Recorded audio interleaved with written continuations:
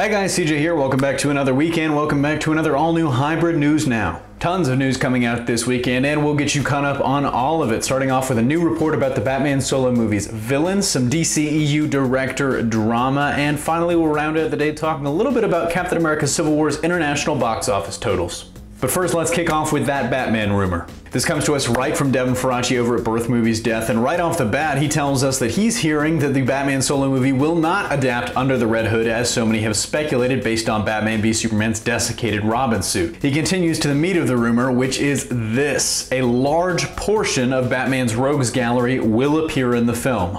Now, as Faraci notes in the article, the large majority of them will likely just be cameos, whether they're prisoners in Arkham or Blackgate, should Arkham really not have as big a role in this universe. The other interesting thing to note is, as it was reported widely last week that Ben Affleck and Jeff Johns have complete creative control over this film, it should come as no shock to anybody that they want to make this the definitive Batman film. And honestly, I'm not a betting man, but if I was, I'd put money on them pulling it off. But if it's not Under the Red Hood, let me know down below which storyline you'd like to see them adapt. Personally, I'm still pulling for that Matt Damon, Tommy Elliott Hush adaptation. In our next story, and maybe the biggest one to come out of the weekend, there looks to be some major drama coming out of the DCEU. But before we get into the more speculative reports, let's start off with the actual factual news right now.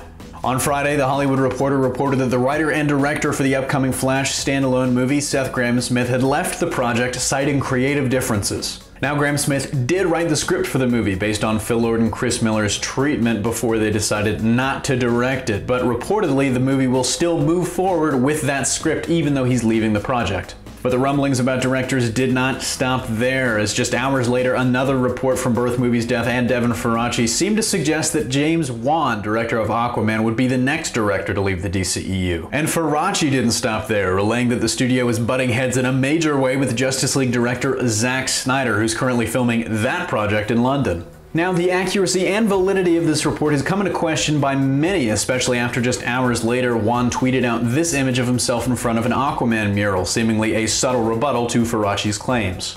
And honestly, I can't make heads or tails of this. On the one hand, I can see why WB would be a little more antsy about the direction of the franchise, especially considering Batman v Superman's lukewarm response, and therefore directors would be more antsy about WB trying to assert more control. But on the other hand, I don't know how much of this is just pure speculation. I mean, Wan seems to be very excited about the project still, and Lord knows that Marvel has lost a director or two and just kept on chugging. But let me know down below, what do you guys make of this? And as Seth Grahame-Smith is truly out of the picture, who do you want directing the Flash movie? And in our last story today, let's talk a little bit about Civil War's international box office. As you may know, this is the big week. Captain America Civil War hits theaters in just 3 short days. That is, of course, unless you're one of the lucky bastards that got to see it last month, or a member of the press, or you live in one of the many international territories that got the film just this past weekend. And on the heels of the international premiere, we have the first box office numbers, so let's check them out. The film opened to a very strong $200.2 million total, quickly becoming the biggest opening in history in Mexico, Brazil, and the Philippines, respectively. Also worth noting, that $200.2 million total becomes just a little bit more impressive when you consider the fact that it hasn't even opened in all of the international territories yet, still sitting at just 63% of that number, with countries like China and Russia getting their first crack at it on Friday as well. So where does this measure up in the history of the MCU? Well, currently it's outpacing both previous Captain America movies, and it sits just 5% shy of Avengers Age of Ultron. Those numbers point in a very positive direction for the film, but look forward to an updated worldwide box office total on next Monday's H&N. So that about wraps it up for today's H&N. Thanks for watching. Don't forget to smash that like if you liked what you saw, subscribe for more great content every single day, and consider supporting us on Patreon for access to exclusive goodies like all of our original content a day early, and a big treat coming up for you on Wednesday as soon as I can figure out